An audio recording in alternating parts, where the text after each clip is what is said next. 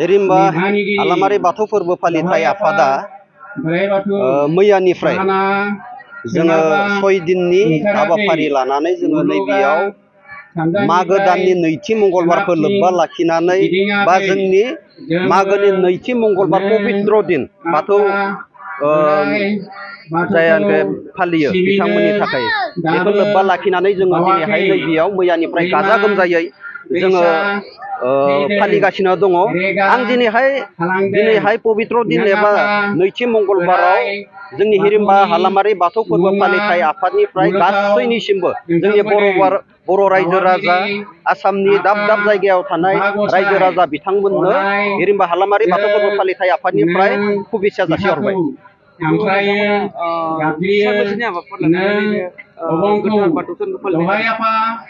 जोङो हिरिम्बा हालामारि बाथौ फोरबो फालिथाय आफादा 27 निफ्राय फेब्रुवारिनि 1 तारिखसिम जोङो 6 दिननि हाबाफारि लानानै जोङो गाजा गोमजायै जोङो फालिगासिनो दङ।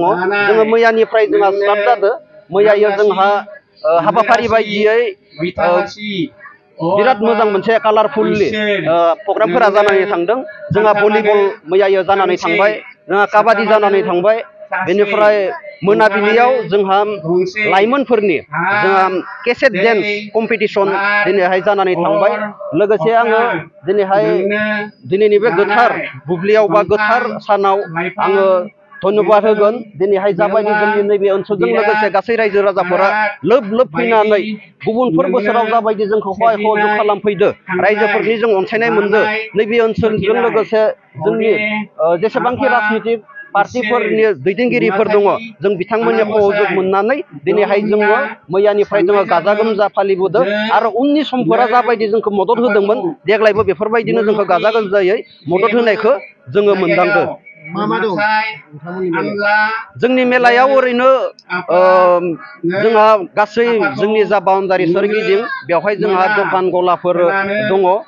लोगोसे बेनिफ्राय जोंहा ओरैजाय एक्सप' दङ, लोगोसे ओरैजाय मा होनगोन मिना बाजार, लोगोसे गथ'फोरनि गेलेनाय जा जोंहा जाम्पिंफोर ट्रेनफोर बेफोरबायदि दङ।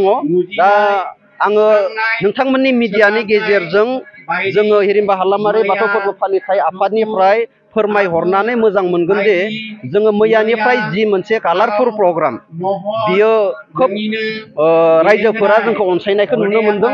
लोगोसे दिनैहाय जोंहा हाबाफारि बायदियै फुङाव जोंहा दंफां गायनाय हाबाफारि दङमोन, बियो जानानै थांबाय। जोंनि बाथौनि फिरफिला जोङो बेखौ दहायबावो 9टा बाजियाव बिर होखांबाय। लोगोसे जोंहा नैबे मेन बाथौनि जा मा होनगोन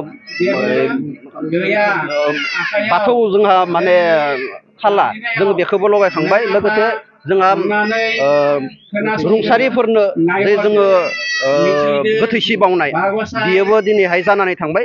लोगोसे आरो जोंहा गोबां हाबाफारिफोर दंबावो। दायो जोंहा मोनाबिलि जानाय लोगो लोगो दिनैनिफ्राय जोङो आलारि बाथि बेवहाय सानफ्रोमबो जोङो सावलांबाय थागोन।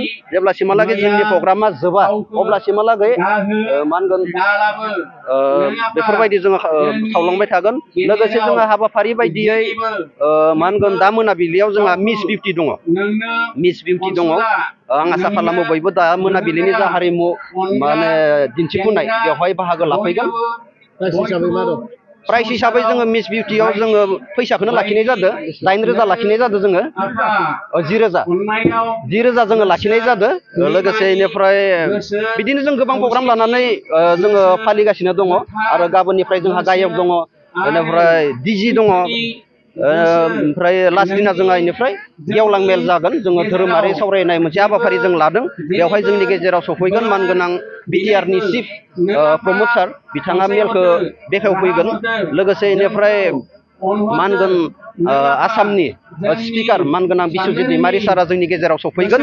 लोगोसे जोंनि सेन्ट्रेल बाथौनि थि बुंथिगिरि एडभाइजार बिथाङा जोंनि गेजेराव सफैगोन। आरो बायदि बायदि मा होनगोन मेलेमजिबिफोर नैबे ओनसोलजों लोगोसे गुबुन गुबुन जायगानिफ्राय जोङो आलासि महरै जोङो लिंहरदों जों आसा खालामो जोंनि जा फेब्रुवारिनि 1 तारिख लास्ट दिना जा जोङो हाबाफारिफोर लादों दा बेवहाय गासैबो माने सानफ्रोमबो नुजाथि फैगोन बेखौ आङो हिरिमबा हालामारि बाथौ फोरबो फालिथाय आफादनि आफादगिरि जानानै खावलायहरनाय जाबाय। गिबियावनो हिरिमबा हालामारि बाथौ फोरबो फालिथाय आफादनिफ्राय जोङो देग्लाय 2025 मायथाइ जिसेथि गोथार महर गोथार बाथौ सान फालिनाय बे हाबाफारियाव आङो बुहुमनि बर'फोरनिसिमनो गोजोन आरो खौसेथिनि थाखाय गोजोन हामलायथि बावहरबाय जाहाथे जोंनि गासैबो बाथौ धोरोम सिबियारिजों लोगोसे गुबुन धोरोमनि मानसिफोराबो गोग्गो देहा आरो गोलाव जिउ मोननो हायो बेखौनो आं नैबे नोंथांमोननि बिजोंनि गेजेरजों फोरमायहरनो सानबाय। जोङो बाथौ मेला बा बायदि फोरबो फुजाफ्राव बायदि रोखोमनि चिकेन बा चावमिन बायदिसिना बा बेदर हांनाय माबा माबि फाननाय नुनो मोनो बेबायदिया नोंथांमोननियाबो सोलिगोन नामा? जों हिरिमबा हालामारि बाथौ फोरबो फालिथाय आफादा देग्लाय 17थि बोसोराव आगान सुरबाय गोथार बाथौ सान फालिनाया।